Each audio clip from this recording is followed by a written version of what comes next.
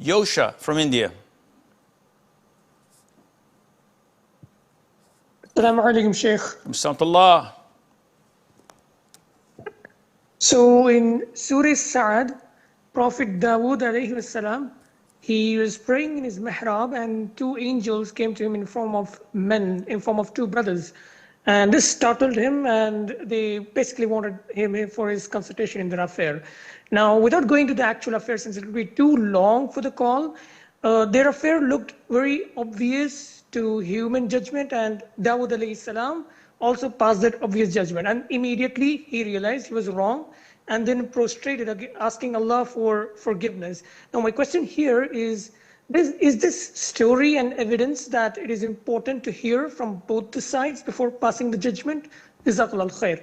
Wa jazakum. First of all, indeed, it is important for a judge to listen to both parties.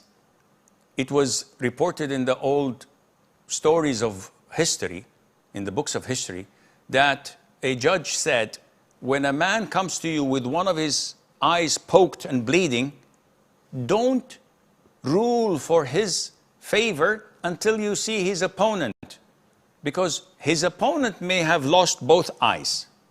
So this one is the aggressor. But not in every time you get the chance to listen to both parties. If someone comes for me, for example, for consultation, says, I have a problem with my wife. I said, okay, where's your wife? Let me listen to her side of the story.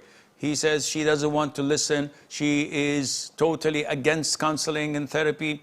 But here is what's happening. And he tells me heinous things about what she has done to him. I can't say, I cannot help you until I hear her side of story. I say to him, if what you're saying is true, then you have to do the following 1, 2, 3, 4, depending on the truth of what you're saying. But there is a possibility that she may counter that by saying so bad things about you, which may change my verdict.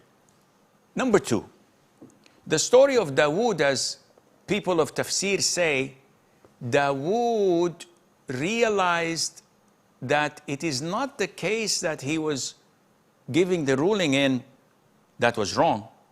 It was him staying away from his congregation and his people, wanting to worship Allah, wanting to stay in his mihrab and devoting himself in seclusion to Allah, while leaving the public in need of a Muslim ruler to give them verdicts and to solve their disputes and the likes. This is what he realized, his mistake, and Allah Azza wa Jal knows best.